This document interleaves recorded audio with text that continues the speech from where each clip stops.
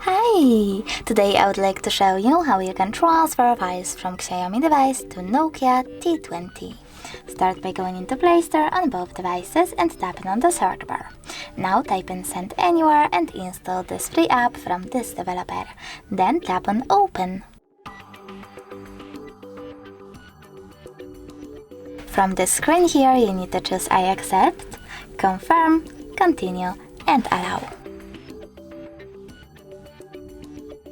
Now I will rotate my app real quick, and after that I can select Receive on Nokia and Send on XIAOMI. Then tap on all of those type of dots and choose Send. This way you'll select all of those files and transfer them later on. It will take a long time though, so I will go with only one file. For example this song, just Send and tap on Got It. As you can see from here, we have two connection ways. We can click on the scanning icon on Nokia, choose Allow or Only this time and point your camera at the code. But we can also just input this key here and tap on Receive. Then after a couple of seconds, as you can see, my file was successfully sent. Thanks so much for watching. If you enjoyed this video, don't forget to leave a like, comment and subscribe.